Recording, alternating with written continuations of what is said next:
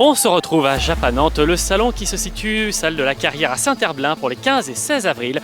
Un festival pop culture qui vous est proposé par de jeunes étudiants et on va découvrir de quoi il s'agit tout de suite. C'est parti!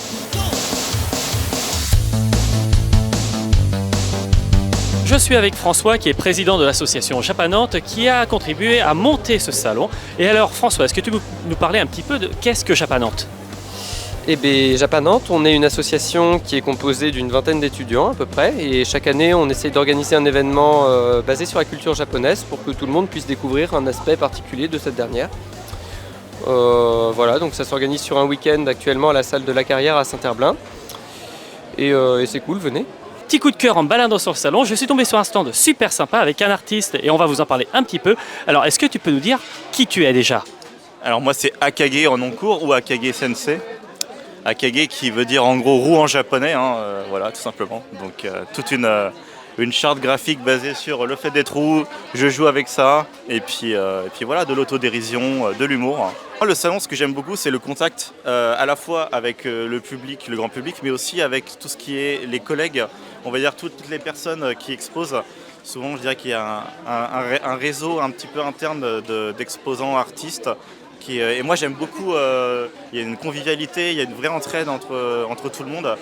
Et moi, étant donné que je travaille tout seul chez moi devant mon PC, et ben c'est ma petite dose de social qui revient régulièrement.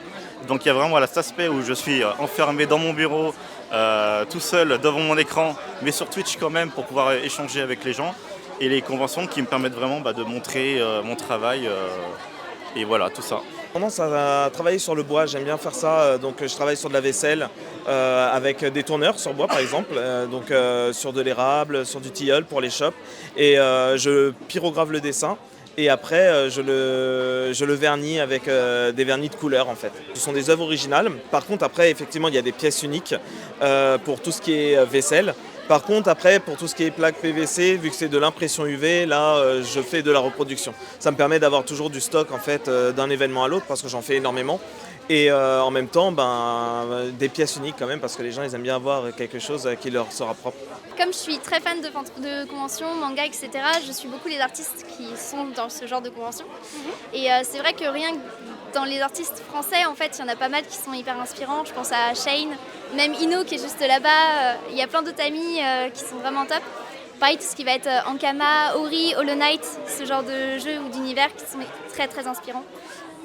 Avril prochain, je vais lancer un financement participatif sur Ulule. Et justement, les créatures que je travaille au café, donc qu'on peut voir sur le reste du stand, et je vais en faire un bestiaire avec 80 autres bestioles. Et donc voilà, ça va parler un petit peu de mon univers et de comment vivent ces bestioles un peu imaginaires.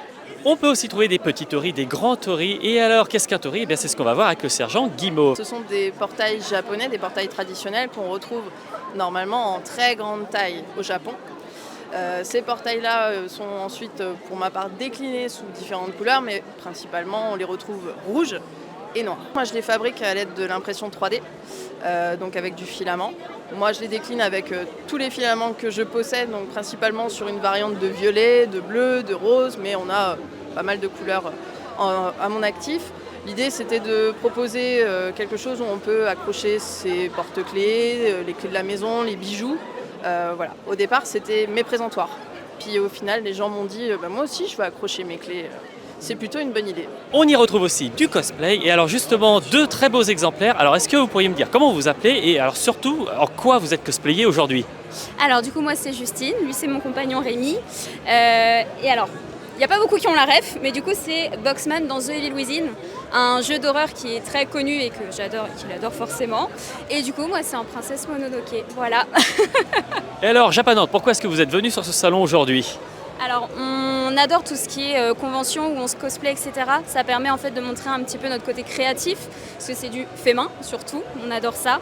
Et on ne connaissait pas forcément Japanante, on connaît plutôt Art to Play, et forcément de fil en aiguille, ça a fait que l'association, on l'a connue grâce aux réseaux sociaux. Et voilà. Japanante, c'est aussi une touche gourmande et très culturelle. Et alors justement, on est sur un stand qui est à l'extérieur du salon. Et alors, est-ce que tu peux nous expliquer un petit peu ce qui est proposé en nourriture à Japanante ? Oui, bonjour. Alors ici, c'est les takoyaki, spécialité japonaise, plus particulièrement de la ville de Osaka. Les takoyaki, c'est une petite boule de pâte, comme une crêpe fourrée. À l'intérieur, on va mettre un morceau de poulpe, de la ciboule et du gingembre. Pour ceux qui n'aiment pas le poulpe, j'en fais aussi au fromage aujourd'hui. Et alors d'un point de vue technique, est-ce que tu peux nous expliquer comment est-ce que tu cuisines ce repas? Oui, alors ce repas est cuisiné sur un type de plancha. C'est juste la forme des plaques qui va être différente. Les plaques vont être forgées en demi-sphère, ce qui nous permet de faire des boules de pâte. Alors c'est comme une pâte à crêpes, donc à la base c'est tout plat. Et on va venir tourner ça avec des petits pics. Et puis voilà, que dire d'autre du coup oui, c'est à voir. Si vous ne connaissez pas, tapez takoyaki dans Google, vous allez halluciner. Vous l'aurez compris, Japanante, c'est donc de la nourriture, du souvenir, des cadeaux, plein de belles choses à voir et à découvrir, plein d'exposants très variés et très diversifiés. Et c'est donc samedi et dimanche, 14 et 15 avril, salle de la Carrière à Saint-Herblain. N'hésitez pas à nous rejoindre et évidemment à suivre aussi NTV sur les différents réseaux sociaux. A très bientôt.